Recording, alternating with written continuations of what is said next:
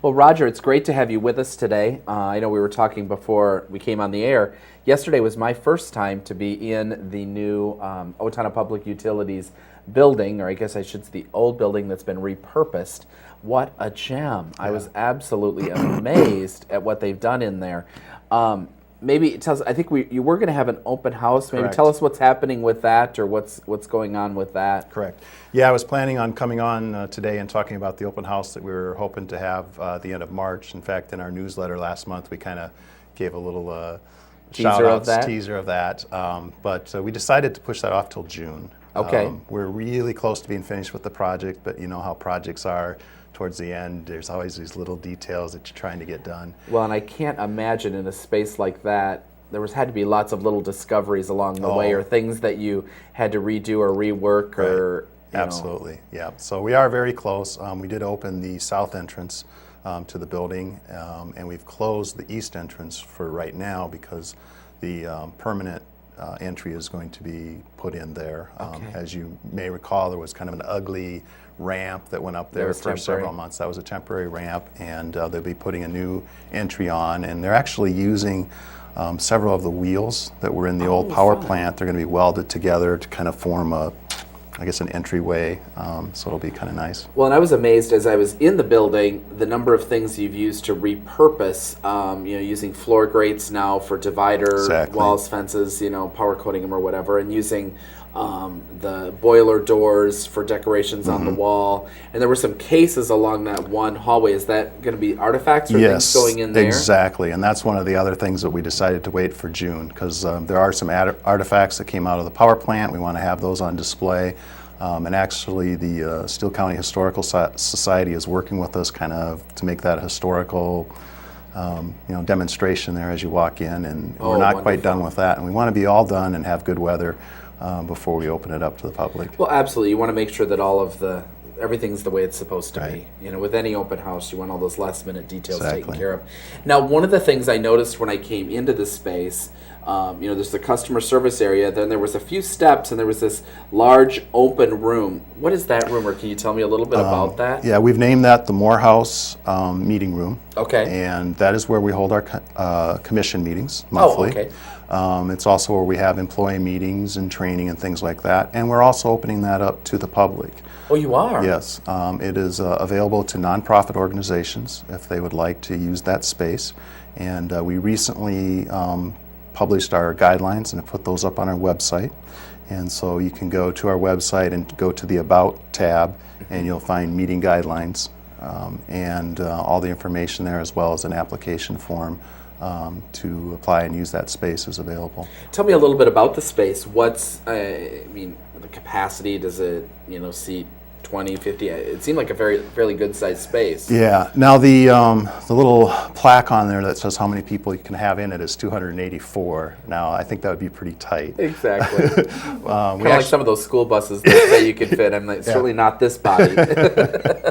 Little children maybe. But we have seating up to 84. Okay. And there are tables, and it's very adjustable. You can arrange it in different ways. There are 2 large screens that are available. So if you bring in a laptop, you can actually tap into the screens and do your display and things like that. Okay. So and it is available to nonprofits at this time, and it's during business hours. So that would mean Monday through Wednesday from 8 to 5. Thursday we're open until 7, and Friday until 3:30. Okay, well, that definitely gives some good hours for, informational meetings, public events, things like that. Right. A great central location where people can easily find you. Now, I'm trying to remember, were there windows that overlooked the Morehouse Park? Yeah, they look out on the river there. Okay. And, you can actually see the dam from those windows, so. And it's a pretty nice space. Well, it definitely will be a good space. So hopefully the nonprofits in the community take advantage of that and visit your website, clicking on the About tab? The About tab, right. You'll find there's an application to fill out there. We do ask that we receive that application at least 14 days before your event. Okay. And not more than 90 days. So we kind of have a window. Right. When you can sign up and reserve that room. Okay, well, it'll be fun to see that room come to use, or finding ways. Well, that's with your space. You're going to find lots of new ways to utilize your space overall, even for you internally. Now, you had said earlier when we were talking too that there's a number of new rebates or things that are coming online. Yeah, a few changes. We really have all the same rebates we've had before, which there are lots of them, so you can go on the website. But a couple changes. One is on dryers.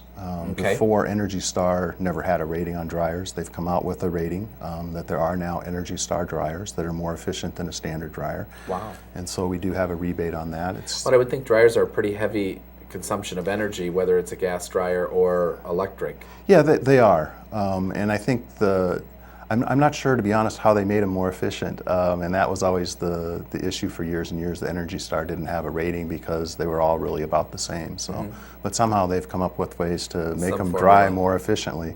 And so we're able to offer that rebate. And it's up to $50. It's either $25 or $50, kind of depending on whether it's gas or electric.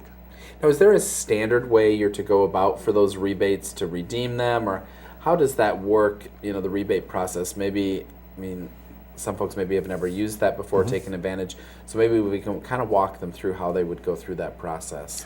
Well, the first thing is to make sure that whatever you're purchasing qualifies for the rebate, and that information is on our website or on the rebate forms themselves if you want to stop in and get one. And then once you've done that, it's just a matter of turning in the application with the receipt and provide the rebate. You said make sure that they meet is it on the packaging of the product that you're purchasing? Would it indicate some sort of level or star or something? Is there indicators that way? Yeah, definitely. Like on the case of the light bulbs, you're going to want to ensure that Energy Star logo is on the light bulbs. Usually, when you're buying an appliance, you're working with a salesperson, and they should know that as well. And usually there's it's a selling point. It's a selling point for them. And usually, as you walk down the aisle, it says this one's Energy Star, this one isn't, and so on. So. Okay. Yeah, and on the washing machines, Energy Star has actually come up with a higher rating now, which they're calling most efficient. So they now have Energy Star, and they have most efficient Energy Star. And so if you get the most efficient Energy Star washing machine, there's actually a bonus rebate of $50 added to that. So you can actually take advantage of some significant savings. Yeah, exactly. You could actually get up to $150 rebate on a most efficient Energy Star washing machine. You get another $50 on a Energy Star dryer. So if you've been thinking about getting some new washing equipment, maybe now's the time. Now, are you seeing? Is there any seasonality to the number of rebates that come through the utilities? In the beginning of summer and construction, is that a busier time for you with rebates, or? It tends to be the end of the year. Okay. Is where we see most of our rebates, and then January there's kind of a lull. Tapers off a bit. bit. Yeah, people are maybe recovering from Christmas or whatever. Maybe they're getting that washer dryer for Christmas.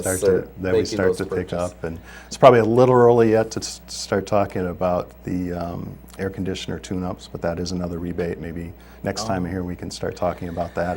Hopefully spring is coming. The weather will warm up eventually. Exactly. Oh goodness. Now, I think last time you were on, and I wasn't here, but you talked a little bit about water service lines, and maybe had some follow-up on that. Is there? Yeah, that's we launched that in January, and it's our water service line protection program, which for this year is free to all our customers. It's $1.99 per month, but for this year we're actually crediting that back to our customers so they can decide if they want to stay in the program or not. I would say predominantly most people have decided they want to stay in the program. Maybe talk or give a brief overview for those that didn't hear last time. What does that entail, or what's the program? The water service line, which is the line that brings the water to your house from the main, into your house, that's actually the property owner's property, and they own that. Okay. And a lot of people are in the misconception that if that breaks, it's the utility's going to come out I and always fix thought it. Yeah. Okay. And that's not the case. It's actually paid for. The installation is paid for by the homeowner when the home is built, and they are responsible for maintenance if it develops a leak. And because of that, people get a big surprise. It can be very expensive, especially if you're cutting into the street and digging up the street to make the repair. It can be $4,000 or $5,000. and most people aren't planning on that kind Oh of an no, expense. you don't have that money sitting around. No, And it's not a fun thing to spend your money on. no, I'd much rather buy one of those appliances. Yeah, exactly. So when you're in the program, then that cost would be covered if you have that problem. Okay. And in addition to that, it covers one time per year to thaw a frozen service line. So far this year, we haven't seen any frozen service lines, but last year there were many. Well, it was so cold last year. Oh goodness. This year we've been, I mean, Right. knock on wood here, we've been a little more mild Yeah. that way. So, well, we've had a great time visiting with you today, and just kind of recap some of the things we talked about. Now, the open house has been pushed back till End of June. End of Yeah, June. we don't have a specific date yet, but that will be coming so lots soon. more information will come since then. But you are open for business, so folks, if Absolutely. they have questions, comments, they can come in Absolutely. and visit the folks there, and, Right. and you're ready to help them up. Absolutely. So, well, we certainly appreciate you being with us today. We're going to take a quick break for our show sponsors, and then we'll get right back with the Homestead Hospice House. So please stay with us.